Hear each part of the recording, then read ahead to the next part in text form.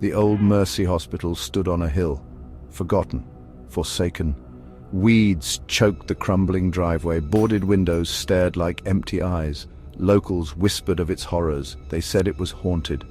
No one dared to go near the hospital, especially the third floor. It was consumed by a fire years ago. They say the patients trapped inside still scream. Their cries echo through the empty halls, a chilling reminder of that tragic night. Darren scoffed at the stories. He didn't believe in ghosts, not one bit. Darren loved to prove everyone wrong. He was the toughest kid in town. No ghost story could scare him. His friends knew about the hospital. They dared him to spend the night on the third floor. They knew he couldn't resist a challenge. Darren laughed, accepting the dare. He would prove them all wrong. Ghosts weren't real. Armed with a flashlight, Darren entered the hospital. The air grew cold. It smelled like mildew and dust. The silence was broken only by his footsteps.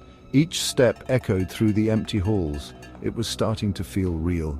He found the staircase to the third floor.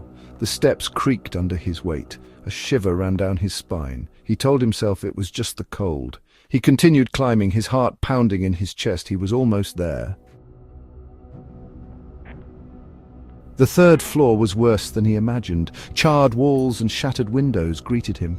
The air was thick with soot and the smell of decay. It was freezing. Darren felt a chill run down his spine. This was a mistake. He walked slowly, his flashlight beam dancing across the room. He saw rusty medical instruments scattered on the floor. A broken bedpan lay overturned. He imagined the terror the patients must have felt. He felt a presence. He was not alone.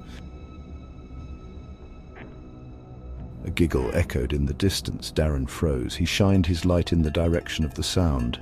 There was nothing there, just shadows dancing in the darkness. He told himself it was his imagination. Then he heard footsteps approaching, slow and heavy. They were getting closer. He could hear whispers. They seemed to be coming from the walls themselves. He couldn't make out the words, but they were filled with sadness and anger.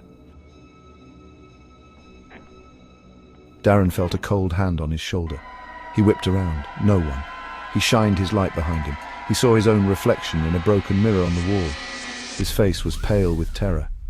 But that wasn't what scared him. It was his reflection's hand.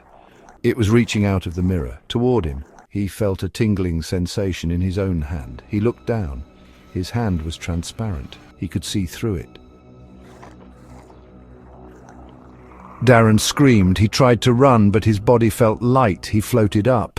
He looked down and saw his own terrified face staring back at him. His body was still on the floor, but he was no longer in it. He was now one of them, one of the lost souls trapped on the third floor. The whispers grew louder. They were no longer sad or angry. They were welcoming. He was home forever.